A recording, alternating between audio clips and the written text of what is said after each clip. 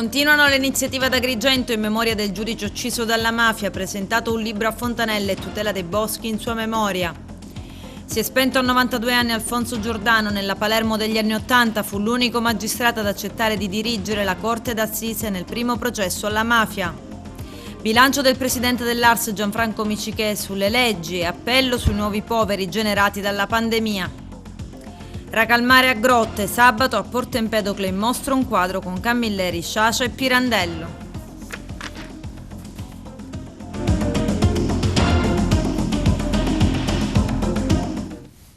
Bentrovati gentili telespettatori al nostro appuntamento con l'informazione. Nasce Conalpa di Agrigento in onore al beato Rosario Livatino, presidente della delegazione agrigentina, e Domenico Bruno, ex comandante della Forestare, cavaliere al merito della Repubblica, figura molto attiva nella tutela degli alberi e dei boschi.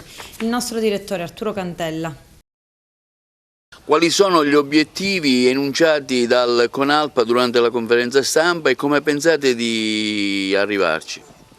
Gli obiettivi sono quelli di evitare che gli alberi della città e dei boschi cittadini si degradano per mancanza di cure e di buona manutenzione, quindi anche di vigilanza che è assente completamente. Quindi il nostro scopo è collaborare con le istituzioni regionali e comunali affinché questo non succeda più. La situazione in atto nella nostra provincia ma anche nella nostra città com'è? La nostra provincia è a Chiazza di Leopardo. Ci sono zone della montagna, dei Montesicani, che è perfettamente mantenuta, i boschi e i sentieri sono ben mantenuti, i boschi naturali godono ottima salute, e invece quelle agrigentine sono nel degrado più assoluto, perché è pieno di spazzatura, diciamoci chiaro, gli alberi sono sempre trattati male, capitozzati, insomma non ci sono cure di ordinaria, non dico straordinaria, manutenzione, ma il minimo indispensabile non c'è. Voi avete scelto di titolare la vostra associazione a Rosario Livatino, per quali motivi, Presidente? Perché Rosario Livatino era stato un cultore dei boschi e della natura. Io ho collaborato con il giudice Livatino e ne so qualcosa in merito, perché lui attenzionava principalmente gli incendi dolosi che si verificavano qua nella giurisdizione della Procura della Repubblica di Agrigento, e ci collaborava parecchio, e lui sentiva ad ogni incendio che bruciava qualcosa nella nostra società, nel nostro ambiente che era completamente desertico, e quel poco di boschi che esistono in provincia si bruciavano, quindi era un grave danno dal punto di vista climatico e idrogeologico.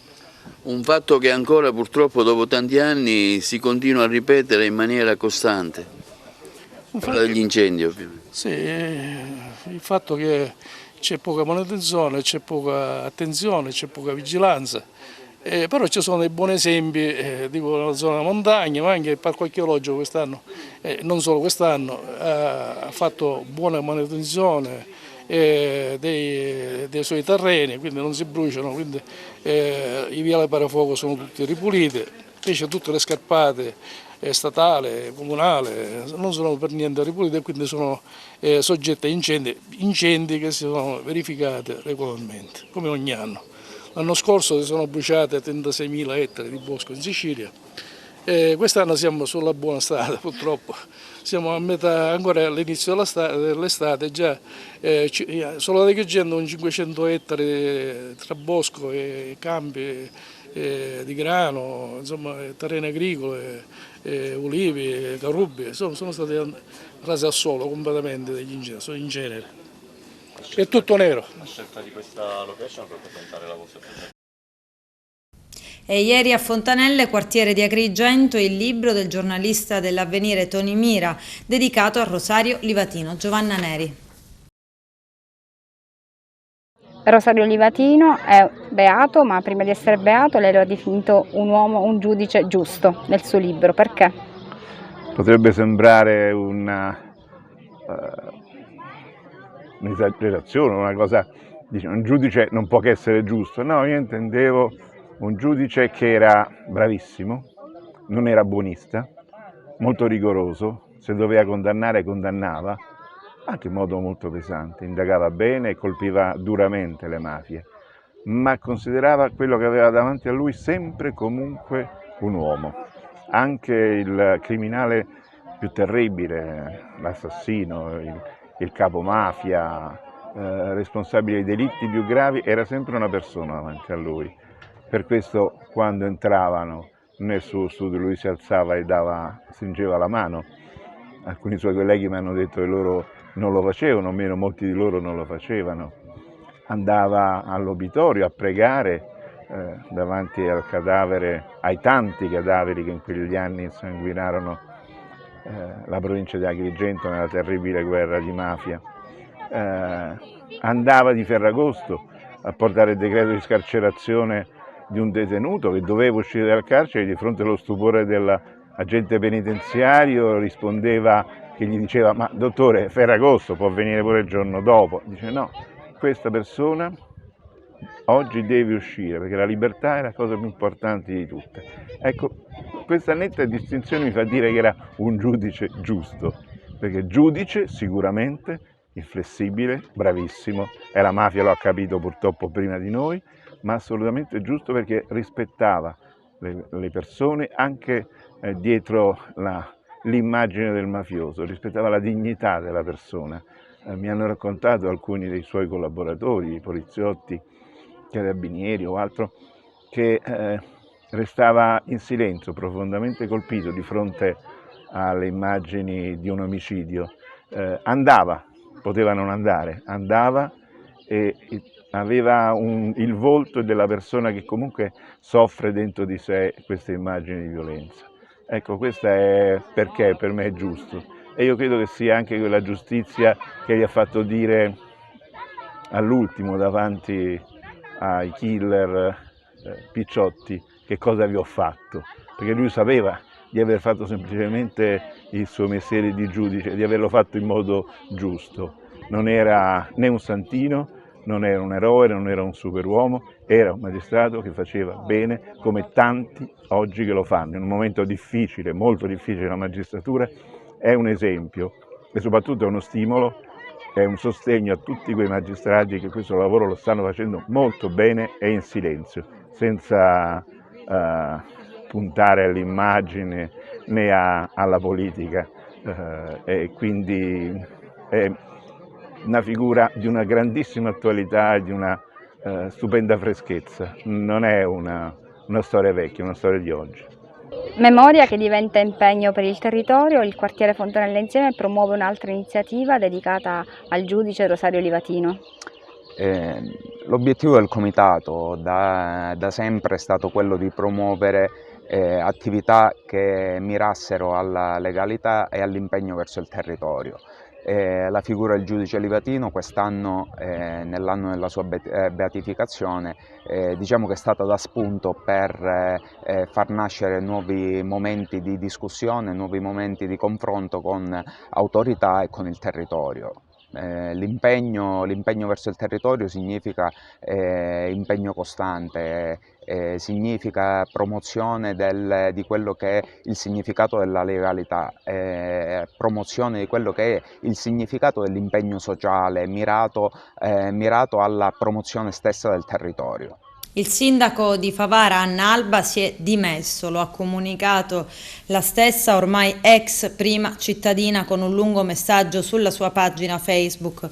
Onorata di essere stata la prima donna sindaco, ma sono ormai divenuta il capro espiatorio dell'odio della comunità favarese. Non considerate il mio atto un atto di codardia, anzi l'ultimo atto di amore nei confronti della mia comunità.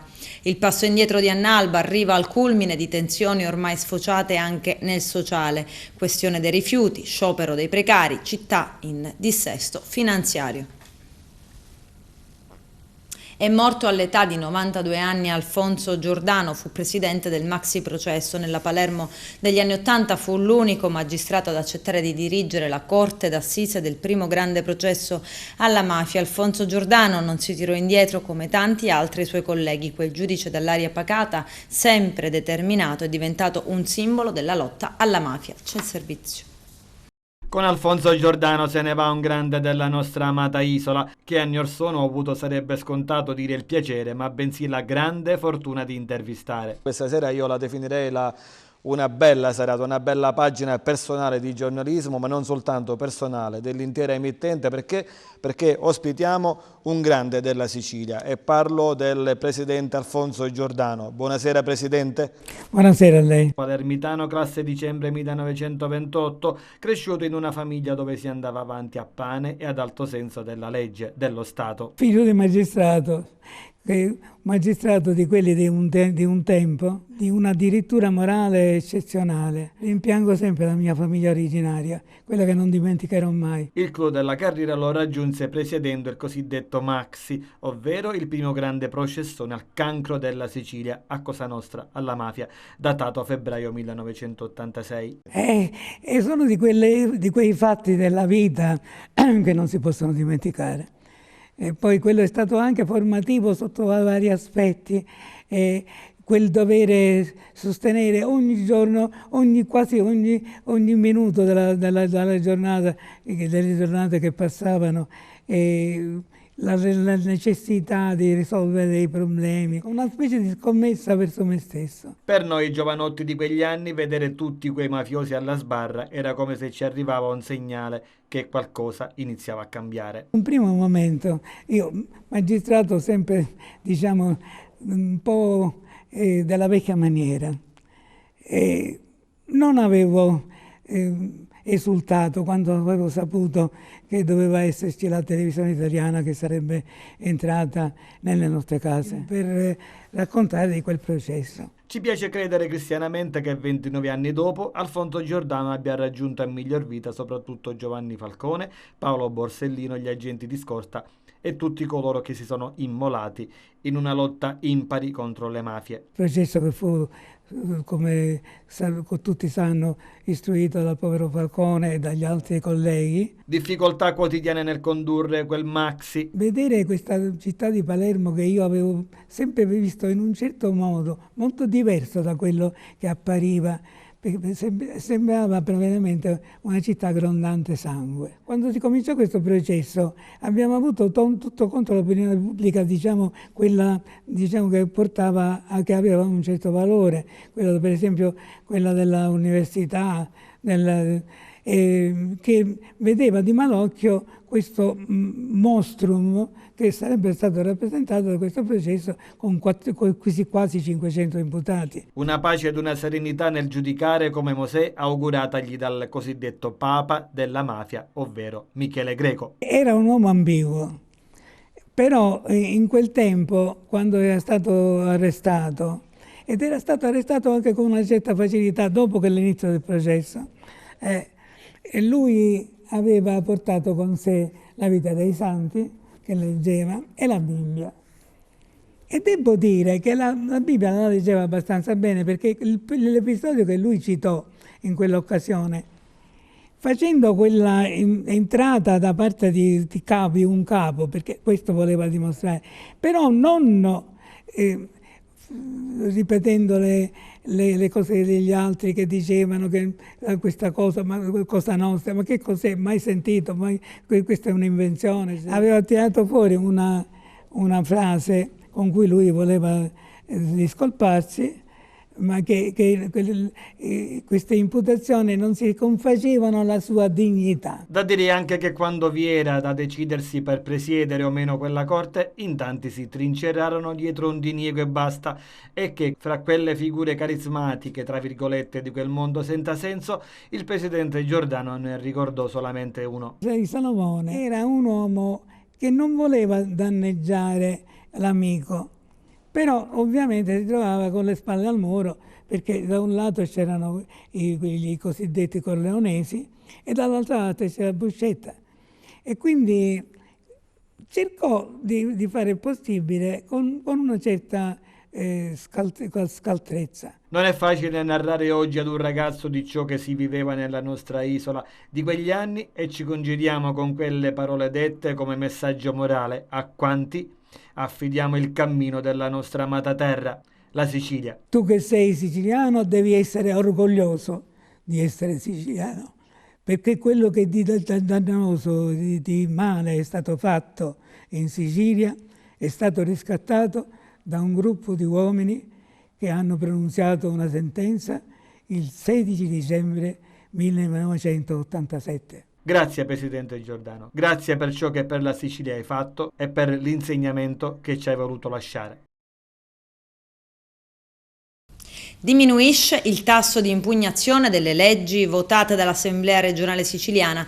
Lo ha annunciato il presidente dell'ARS Gianfranco Miccichè durante la cerimonia del ventaglio. Le leggi votate dal Parlamento siciliano sono state quest'anno 28, di cui 19 di iniziativa governativa e 9 di iniziativa parlamentare. Solo il 6,4% degli articoli votati è stato impugnato, mentre l'anno scorso il tasso di impugnazione era stato l'8,3%. Poi il presidente dell'ARS Gianfranco Miccichè parla di una nuova emergenza che sta crescendo nel periodo pandemico, sono le nuove povertà. C'è da essere preoccupati e temo che in autunno avremo forti tensioni sociali, ha aggiunto. Il dato emerge dal confronto con le maggiori associazioni di volontariato che hanno decuplicato gli interventi di sostegno per persone che si trovano in difficoltà. A volte cambia la condizione di persone che vengono a cercare aiuto, mentre fino a ieri erano proprio loro a darlo. In queste condizioni, secondo Miccichè, vanno date risposte positive e non si può sempre dire di no. È un problema che proprio la burocrazia vada alla ricerca del pelo nell'uovo per fermare alcune iniziative. Potrebbe definirsi nuovo flop la cosiddetta finanziaria d'emergenza della regione siciliana, quasi interamente dedicata agli aiuti alle imprese danneggiate dal Covid-19. Durante i lavori della Commissione sulla verifica dello stato di attuazione delle leggi regionali sarebbe infatti emerso che sono soltanto una decina gli enti siciliani beneficiari del programma nazionale, io resto al sud, che fra il 2020 e il 2021 hanno chiesto di accedere ai contributi previsti dalla finanziaria regionale dello scorso anno, in tutto 37.000 euro impegnati contro una disponibilità di 3,7 milioni. L'Assemblea regionale aveva infatti deciso che i beneficiari siciliani del programma nazionale gestito da Invitalia, che prevede la concessione di contributi a fondo perduto e prestiti agevolati per l'avvio o il rafforzamento di attività imprenditoriali nel meridione, in aggiunta ai contributi nazionali avrebbero avuto ulteriori vantaggi, e cioè l'esenzione dell'addizionale IRPEF dal bollo dei veicoli aziendali, il bollo sugli atti amministrativi finalizzati all'impresa. Mi risulta che in Sicilia siano diverse centinaia di progetti già finanziati da Invitalia, sostiene il deputato Marianna Caronia, che aveva chiesto la verifica da parte della Commissione, anche se da più parti vengono lamentati gravi ritardi nella procedura di valutazione. In ogni caso, i dati forniti all'ARS dagli uffici regionali sono davvero disarmanti e, se confermati, rischiano di confermare un ennesimo fallimento degli obiettivi che ci eravamo dati con la finanziaria del 2020 per sostenere l'economia, dice ancora Caronia. Per questo ho chiesto che la Commissione ascolti i rappresentanti di Invitalia per capire meglio come migliorare l'efficacia degli interventi. Il peggior anno dal dopoguerra per l'economia siciliana, così fu definito lo stato attuale delle cose da Banca d'Italia nel suo ultimo report di metà giugno, secondo l'indagine sulle imprese industriali e dei servizi Invid effettuata da Banca Italia nel 2020. Il saldo tra la quota di aziende inutile e quella di soggetti in perdita è sceso a 11 punti percentuali, era quasi 30 nel 2019. La quota di famiglie costrette a ricorrere a sostegno e reddito invece cresce fino a toccare quota 13,8%. Le imprese hanno risentito del calo dei fatturati connesso con le misure disposte per il contenimento della pandemia da Covid-19. Il 70% delle aziende partecipanti all'indagine Invid ha chiuso l'esercizio in utile o in pareggio, un valore comunque inferiore di 13 punti rispetto a quello dell'anno precedente. Le esigenze di liquidità sono quindi cresciute, la quota di aziende con necessità di accesso al credito ha superato di oltre 20 punti la percentuale di quelle con richieste e riduzione. L'aumento di finanziamenti è stato più marcato per le imprese di minore dimensione, attestandosi all'11,4% per quelle operanti nei servizi e nella manifattura. Nella seconda parte dell'anno si è rafforzata la dinamica dei prestiti nel comparto edilizio, in crescita da luglio, dopo un decennio di ininterrotta contrazione. L'aumento dei finanziamenti, oltre che una conseguenza diretta della mancanza di liquidità, è anche, come sottolineato da Banca d'Italia, un chiaro effetto delle politiche di sostegno governative che prevedono spesso il sostegno al credito con garanzia pubblica. All'aumento dei finanziamenti alle imprese corrisposta un aumento di quelli per le famiglie dello 0,8%, una tendenza che, come sottolinea il report, è in atto da 4 anni. Da sottolineare però che a causa della diminuzione generalizzata dei redditi, mitigata solo in parte dai provvedimenti di emergenza come la cassa integrazione straordinaria, rispetto al 2019 è aumentata di circa un punto percentuale l'incidenza del debito delle famiglie in rapporto alle entrate, attestandosi comunque sotto quota del 50%, ovvero sotto la media sia italiana che europea. Da segnalare infine l'aumento nel 2020 della diffusione del reddito di cittadinanza e del reddito di emergenza. Per il primo bonus le famiglie interessate sono state in crescita del 24,1% sul 2019, attestandosi poco sotto le 225.000 unità, con un importo medio mensile di 620 euro. Le famiglie beneficiarie rappresentano l'11,2% del totale delle famiglie siciliane, un dato molto sopra la media sia del resto del Mezzogiorno sia di quella nazionale. Sabato prossimo a Porto Empedocle arrivano Sciascia, Pirandello e Camilleri, un quadro che lega la città marinara a Sanremo. L'inaugurazione alle ore 19 al vicolo Alaimo. Vediamo. Un quadro di Anna Blangetti e Giacomo Mannissi da sabato prossimo 17 luglio in mostra a Porto Empedocle nel vicolo Alaimo. L'inaugurazione è prevista per le ore 19. Un'opera che rappresenta Pirandello, Sciascia e Camilleri e che lega Porto Empedocle a Sanremo. L'idea è stata di Salvatore Ciaramitaro, ormai sanremese doc, ma che ha origini proprio dal borgo siciliano, che ha chiesto all'amico pittore Giacomo Mannissi di realizzare l'ispirazione della Blangetti, ovvero mettere i 3 autori con dietro i loro libri insieme. Diciamo che è un'idea che mi è venuta l'anno scorso, avendo casa a Porto Empedocle, e dopo l'iniziativa del comune di aver inaugurato un vicolo dedicato a Camilleri, chiamato detto in siciliano la chianata di Nenè, e ho pensato che dove c'è una salita c'è anche una discesa, no? Che mi dicono lui ogni tanto faceva, e quindi per completare l'opera mi è venuto questa idea di installare un qualcosa che si unisse a quello che avevano già fatto giù il comune di Porto Empedocle.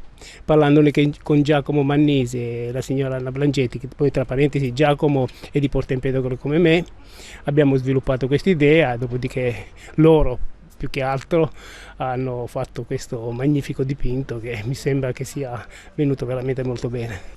E ieri a Grotte il premio Raca al Mare, Arturo Cantella. Inaugurata a Grotte la mostra fotografica dedicata al mondo letterario sciasciano al premio Raca al Mare, curata dal fotografo Angelo Pitrone, presentato anche il libro La terrazza della noce di Gaspare Agnello. All'evento hanno partecipato Salvatore Ferlita, docente universitario e presidente del premio Raca al Mare, il magistrato grottese procuratore della Repubblica a Siena Filippo Salvatore Vitello. L'evento è stato curato dal locale Proloco e la serata è stata condotta da Alessandra Mazzara, assessore alla cultura del comune di Grotte, che ha anche effettuato il taglio del nastro della mostra. L'evento è inserito nelle manifestazioni del centenario della nascita del famoso scrittore Leonardo Sciascia.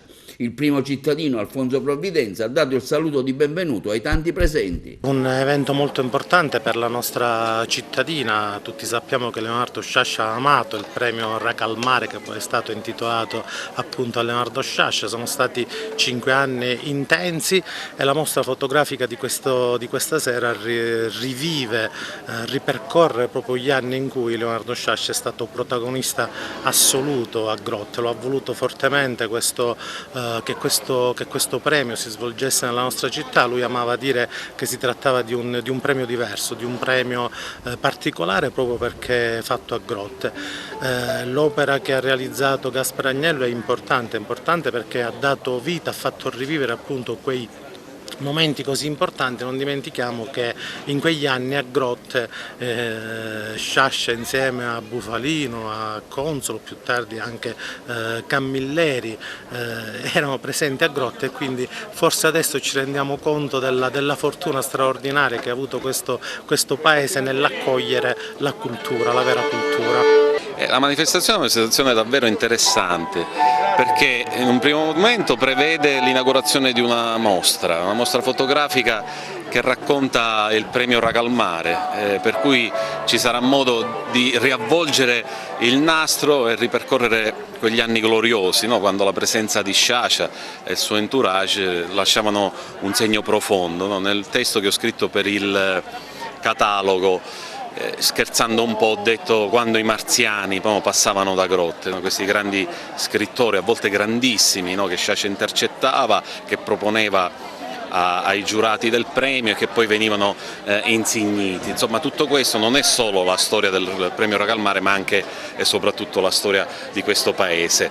Il secondo momento prevede la presentazione di un libro davvero particolare, il libro di Gasparino Agnello, che racconta uno Sciascia privato, quindi è un punto di vista molto particolare su una frequentazione che gli ha cambiato la vita.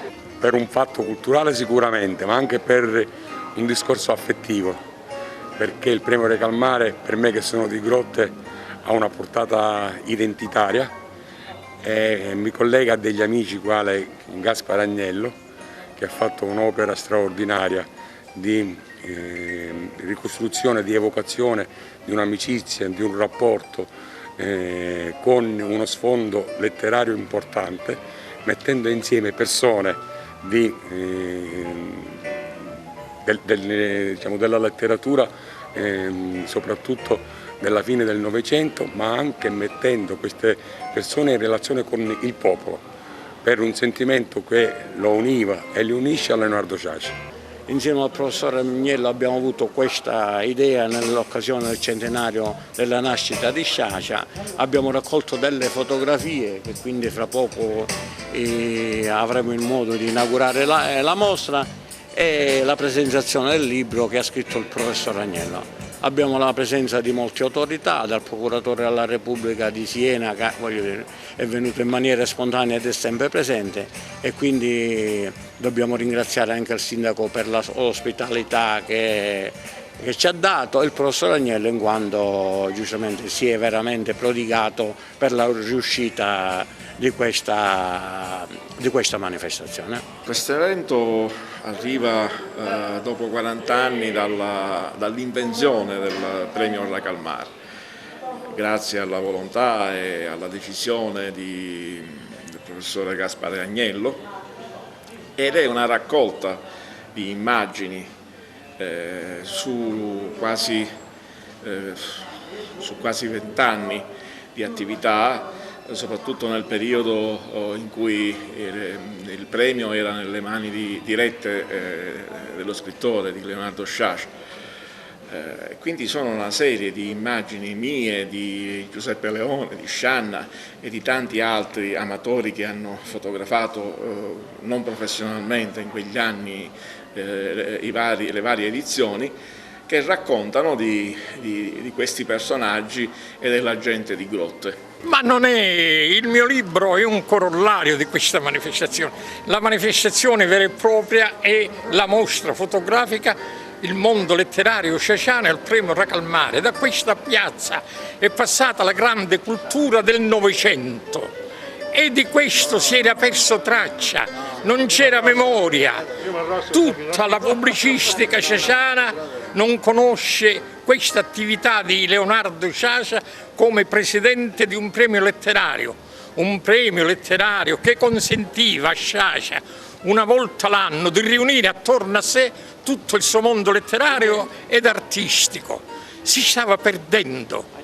Sciascia, Consolo, Bufalino dormono sulla collina di Sforriveri, dormono, sono tutti morti. Sopravvivo io perché avevo il dovere di recuperare questa memoria e renderla al mondo letterario italiano, che deve sapere che in questo paese, in questo centro, da questo centro è passata la cultura di fine Novecento. E il mio libro, raccontando questi avvenimenti, raccontando questi personaggi in 110 pagine, racconta una pagina importante della storia letteraria di fine Novecento e tutto il pensiero sciasciano. Continua il recupero degli spazi verdi ad Agrigento. Ruspe al lavoro per il rifacimento della pavimentazione di Villa Arancio, la terrazza mozzafiato ricadente al viale della Vittoria. Da troppo tempo è stato di degrado. Si mette a disposizione dei cittadini un altro spazio verde che sarà riconsegnato alla collettività, dichiara Giovanni Vaccaro, assessore al verde pubblico di Agrigento. Per Villa Arancio sarà predisposto un sistema di videosorveglianza per la sicurezza di tutti. Saranno lavori corposi che rivitalizzeranno finalmente Villa Arancio, polmone verde dimenticato da tutti, con un nuovo look, aperto al pubblico nella massima sicurezza per un Agrigento sempre più green, conclude l'assessore Giovanni Vaccaro. Da febbraio scorso l'ex provveditore Raffaele Zarbo è commissario del comune di Montallegro. A nominarlo era stata la regione siciliana subito dopo la sfiducia del sindaco Caterina Scalia. Lo ha intervistato il nostro direttore Arturo Cantella. Commissario, allora lei è stato nominato recentemente commissario straordinario del comune di Montallegro direttamente dal presidente della regione. Che situazione ha trovato? Ma come tutti un po' i comuni della Sicilia, le difficoltà ordinarie e straordinarie. Credo che Montallegro, visto che hanno nominato, il Presidente ha voluto nominare un commissario, la situazione sia forse un po' più complessa e complicata. Due, sicuramente davanti a tutte le questioni che possiamo dire possano portare, ma ci stiamo riuscendo a non arrivare a un dissesto finanziario, ma due sono le gravità e le criticità fortissime. La discarica soprattutto, abbiamo fatto più conferenze di servizio, il Comune ovviamente ha posto sul tavolo criticità anche di interventi rispetto alla lontananza dal progetto nuovo della vasca che secondo i nostri calcoli, sono anche uffici, non consentono la realizzazione di questa vasca perché vicino al paese per una misura inferiore a 3 km, ma anche per tanti altri motivi. E Bovo Marina, un posto stupendo, il mare africano meraviglioso, e però lì c'è la questione annosa dei parcheggi che noi non riusciamo a risolvere. Noi abbiamo chiesto a Sua Eccellenza il Prefetto una conferenza di servizio perché tutti gli attori, demanio, capitaneria, forestale, comune, possono insieme, se è possibile, trovare una soluzione anche se i tempi sono ristretti rispetto alla complessità della situazione. Siamo qui per i nostri cittadini, solo per questo. Quindi lei porterà il Comune al voto prossimamente quando? Ma a ottobre, questo è il decreto del Presidente della Regione, spero di arrivare lì con tante situazioni già risolte come l'Istituto Case Popolari, le nuove costruzioni e tante altre questioni. Abbiamo rimesso in moto una amministrazione. Adesso c'è la pubblicità, a tra poco vi aspetto.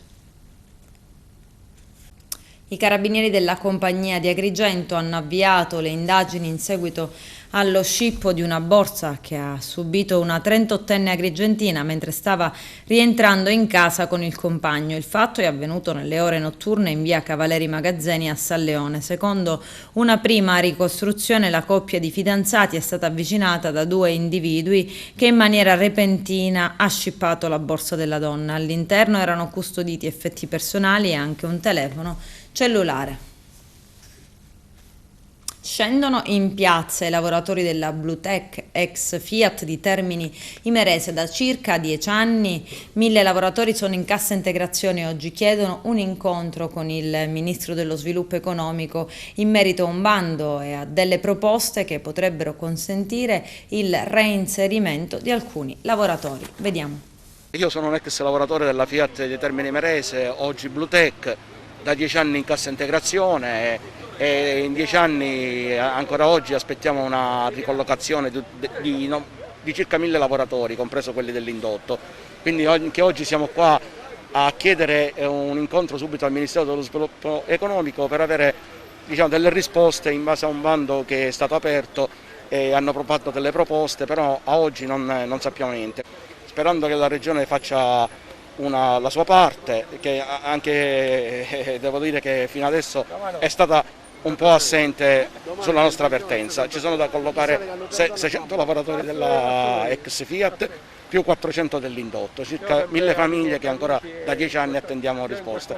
Noi siamo stati praticamente truffati, siamo stati mandati via dalla Fiat, ci hanno assunto dalla Blutec, a oggi la Blutec non ha dato le certezze e le risposte e sappiamo come è andata a finire. Noi cerchiamo di avere una risposta, una ricollocazione dentro lo stabilimento della ex Fiat di Termini Imerese, in quanto diciamo ci sono delle proposte, cerchiamo di capire quali sono, a oggi non lo sappiamo, sono al vaglio del Ministero, ma queste proposte già al vaglio del Ministero non sappiamo ancora quali sono e di che cosa si tratta e se sono sufficienti a ricollocare tutti questi lavoratori. Quindi c'è anche la possibilità che vi mandino a casa? Sicuramente, guardi, il 30 di settembre a noi ci scade l'ammortizzatore sociale, questo è un dramma nel dramma, perché il lavoro è la prima cosa che noi chiediamo, così, ma scadendo il 30 settembre anche la cassa integrazione rischiamo il licenziamento e rischiare il licenziamento a una certa età già comincia a essere complicato. Archeologia. La ripresa degli scavi in tutta la Sicilia sta caratterizzando un'entusiasmante stagione di nuovi ritrovamenti grazie ai rapporti con le università di tutta Europa che sono impegnate in diverse aree della Sicilia. Questo è il commento dell'assessore regionale Alberto Samonà in visita a Tusa nel sito Alaesa. Vediamo. Quando in Sicilia si scava, si riscopre la nostra identità. Puntare sui siti archeologici per promuovere l'unicità della Sicilia. Sopralluogo a Tusa dell'assessore regionale dei beni culturali e dell'identità siciliana Alberto Samonà, che si è recato nel sito archeologico di Alesa Arconidea per incontrare i docenti e gli studenti delle università di Amiens, Messina e Palermo, impegnati negli scavi in diversi settori dell'area archeologica. La ripresa degli scavi in tutta la Sicilia, sottolinea l'assessore dei beni culturali e dell'identità siciliana Alberto Samonà, sta caratterizzando un'entusiasmante stagione di nuovi ritrovamenti, grazie a rapporti con le università di tutta Europa, che sono impegnate in diverse aree della Sicilia. Ed è per questo che non mi stanco di definire questo momento come una vera e propria primavera dell'archeologia, che la nostra isola sta vivendo. L'Università di Amiens, sotto la guida della professoressa Michela Costanzi, lavora da tempo su 3 settori del sito di Alesa, l'Acropoli meridionale, la zona sud dell'Agorà e la zona sotto il muro a contrafforti. Quest'anno i lavori si concentrano in quest'ultima zona dove nel 2018, seguendo un protocollo rigoroso di indagini geologiche e di saggi mirati, la missione ha scoperto il teatro antico della città che, stando alle fonti, aveva un ruolo urbanistico importante perché costituiva un trade union molto scenografico tra le 2 colline che compongono il sito, sulle cui sommità si trovavano gli edifici pubblici. In base ai primi risultati, questo teatro, ancora oggi quasi interamente sepolto, sotto uno spessore di terra compreso tra i 2 e i 6 metri, aveva un diametro di circa 7 metri ed un dislivello di 38 metri. Gli scavi fanno seguito alla sottoscrizione a fine maggio del protocollo d'intesa tra il direttore del Parco Archeologico di Tindari, Mimmo Targia, e la professoressa Michela Costanzi dell'Università di Amiens, alla presenza dell'assessore Samonà. Stiamo vivendo un momento molto interessante, dice il direttore del Parco Archeologico di Tindari, Mimmo Targia, che sta restituendo attenzione a un sito che ha ancora moltissimo da rivelare. La ripartenza delle missioni di scavo riapre la fiducia degli operatori del territorio, perché comporta la ripresa di relazioni e movimenti destinati inevitabilmente a generare flussi di visitatori. Lavoriamo nell'interesse del territorio, consapevoli delle centralità che i parchi archeologici hanno nella costruzione di alleanze capaci di generare nuove economie sostenibili. Spiacevole disavventura per una ventenne agrigentina durante i festeggiamenti per la vittoria dell'Europeo dell'Italia. La giovane è rimasta ferita probabilmente da una scheggia esplosa da un petardo mentre si trovava in compagnia di alcuni amici tra Piazzale Giglia e il lungomare nel quartiere balneare di San Leone. Sono stati i suoi stessi amici a prestarle soccorso immediatamente e trasportarla alla guardia medica in via dei Giardini. Dopo una prima medicazione la giovane è stata poi trasferita all'ospedale San Giovanni di Dio per ulteriori accertamenti. Per fortuna l'episodio non ha avuto gravi conseguenze. Italia campione d'Europa, il commento di Santino Lopresti, presidente del Comitato Sicilia Lega Nazionale Dilettanti. Vediamo. La vittoria dell'Europeo per l'Italia porterebbe un notevole benessere alla nostra economia e fungere da propulsore per il Made in Italy, così come lo fu nel precedente mondiale del 2006. Per tanti economisti la notte di Wembley potrebbe valere fino a 12 miliardi di ricchezza nazionale. La vittoria in Inghilterra avrà anche un notevole riscontro in termini turistici e di valorizzazione del nostro territorio. Anche per il mondo del calcio la conquista della Coppa è un fattore positivo, in particolare per il nostro meridione. Lo abbiamo chiesto al vicepresidente dell'area sud, Lega Calcio, Santino Lopresti. Quello di oggi è un grande evento, va merito a tutti questi giocatori e principalmente va merito a Mancini, a questo grande tecnico che è stato capace di fare squadre, guidati anche da una federazione, il presidente Gravina, il vicepresidente della Lega Nazionale Dilettanti, Cosimo Sibilia, gli altri rappresentanti della Federazione Italiana Gioco Calcio, che sono riusciti assieme all'allenatore, a Mancini, a creare un gruppo veramente tale come gruppo. Oggi lo rimarcava Mattarella nel suo ricevimento al Quirinale, che il gruppo è riuscito a superare le difficoltà che l'Italia aveva. Io penso che questo momento, questa vittoria serva a tutti gli italiani, come ha detto Mancini, come ha detto anche lo stesso Chiellini. Penso che dia dignità non solo al calcio italiano ma all'Italia in generale. Siamo risaliti nella classifica mondiale, siamo diventati quarti. Bene, questo modo di fare, questo modo di giocare, questo modo di realizzare, quindi fare un gruppo, penso che sia una strategia che quando l'italiano riesce a realizzarla, diventa invincibile, come lo è stata la nostra nazionale. Io faccio gli auguri veramente a tutti questi che sono dimostrati campioni, non solo campioni sul campo, ma campioni anche di vita, perché ci hanno dimostrato che stare in panchina o stare in campo è esattamente la stessa cosa, e chi era in panchina gioiva come colui che era in campo, o colui che entrava dalla panchina in campo era pronto come se avesse giocato sin dall'inizio. Questa vittoria restituisce un'immagine al calcio italiano dopo l'uscita scorsa, in maniera al primo turno siamo usciti con la Svezia e quindi c'era un po' di pessimismo. Mancini è riuscito in questo breve periodo a ricostruire una squadra e dare un'immagine forte di un gruppo, appunto di una squadra. Sì, questo Mancini proprio ha dato questo, quello che è riuscito a realizzare, ma non solo Mancini, Viallic, lui ha ricostruito tutto un gruppo che proviene dalla Sampdoria, quindi che era un gruppo molto affiatato, che allora anche questo, avendo fatto gruppo, ha vinto, come ci ricordiamo, lo scudetto, poi andò fino alla finale della Champions, quindi voglio dire, quando il gruppo, quando il sistema riesce a mettersi insieme, noi italiani, come dicevo prima, siamo invincibili. A Mancini chiaramente va il riconoscimento massimo, così come lo vanno agli organi federali, il massimo del riconoscimento. Si è riusciti a fare qualcosa che era impensabile alcuni anni fa. In 3 anni questo è un risultato importante, ora vi sono altri traguardi a ottobre e poi vi sono i mondiali in Qatar. Bene, io mi auguro che si possa continuare questo percorso. Io sono convinto che Mancini è l'uomo giusto per continuare questo. Presidente, con un'ultima domanda, lei rappresenta la Lega Calcio Sud, cosa vuol dire, che ricaduta avrà nell'immagine e nella pratica per il nostro calcio meridionale? Era necessario questo risultato perché dopo il Covid siamo stati fermi, è da un anno che siamo fermi, è fermo il settore giovanile, i ragazzi che probabilmente hanno abbandonato di andare al campo per fare altre cose, quindi ha scombinato un po', anche se noi dai primi risultati che abbiamo, vi è una voglia di partecipare, una voglia di iscriversi, le società si stanno iscrivendo tutte, vi sono una serie di contributi che la Federazione e la Lega Nazionale Dilettanti sta mettendo a disposizione proprio per favorire questo è importante per fare tornare di nuovo su un campo di calcio e quindi su un luogo sano, di fare tornare un campo di calcio tante persone che magari dopo un anno di assenza di questo sport magari hanno preso altri tipi di gioco. Con questo è tutto, termina qui l'edizione del telegiornale, grazie per la gentile attenzione e per essere stati con noi, a presto.